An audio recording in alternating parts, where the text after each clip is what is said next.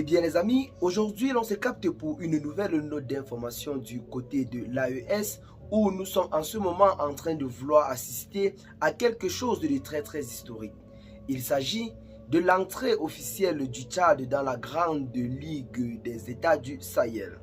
Depuis quelque temps, le Tchad ne cache plus son intention de tourner officiellement le dos à l'ancienne puissance colonisatrice et a entretenu des relations de coopération avec ce pays pendant plus de 60 ans, le Tchad s'est résolument engagé sur la voie de la souveraineté. Tout récemment, ils ont demandé à ce que tous les militaires français présents sur le territoire tchadien dégagent et rentrent chez eux. Hier, dans le pays, une tentative de coup d'État a été échappée de justesse. Il s'agit d'un commando constitué de près de 25 hommes qui ont pris d'assaut le palais présidentiel.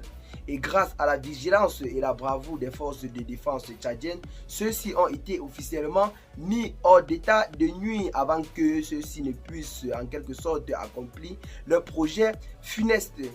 Aujourd'hui, nous avons des voix qui s'élèvent déjà dans le pays pour réclamer à ce que le président Idriss Déby intègre la grande alliance des États du Sahel pour en quelque sorte renforcer sa sécurité et faire face à des défis auxquels sont confrontés actuellement le pays. Se séparer de l'ancienne puissance colonisatrice n'est visiblement pas chose facile.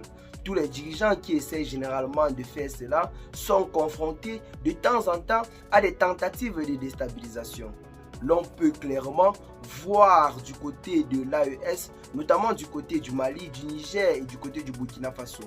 Depuis la prise au pouvoir par les militaires actuellement installés à la tête du pays, et le divorce consommé avec l'ancienne puissance colonisatrice, ceux-ci ne cessent de faire face de temps en temps à des tentatives de déstabilisation. Mais heureusement qu'aujourd'hui les Africains semblent être plus éveillés qu'avant. Hier du côté du Tchad, cela a été déjoué, ce qui fait en sorte qu'en ce moment plusieurs voix se sont levées dans le pays et le gouvernement serait en train de prendre cette décision dans les jours à venir pour en quelque sorte intégrer officiellement la grande alliance des États du Sahel. Rappelons qu'en ce moment, c'est une alliance qui est véritablement convoitée par plusieurs pays africains à la recherche de souveraineté. Car pour ceux qui ne le croyaient pas, ils ont vu à quel point la France, ancienne puissance colonisatrice, a en quelque sorte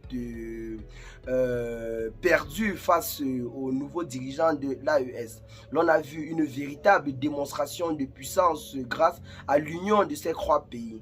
Comme on le dit souvent, l'union fait la force. L'entrée du Tchad donc dans cette organisation ne fera que monter en puissance les États du Sahel afin de renforcer et de booster davantage l'économie de ces différents pays.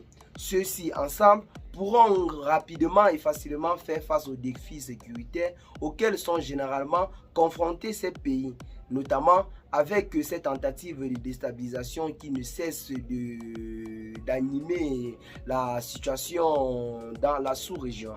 Donc c'est là en quelque sorte une très bonne initiative et si cela est concrétisé, le Tchad pourra visiblement monter en puissance dans le plan de la souveraineté ainsi que dans le plan de la sécurité. Donc, si le Tchad intègre l'Alliance des États du Sahel, cela pourra être une très bonne nouvelle pour les Tchadiens ainsi que pour l'AES qui montera davantage en puissance.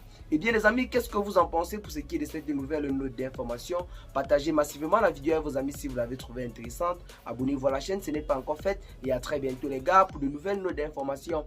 Ciao!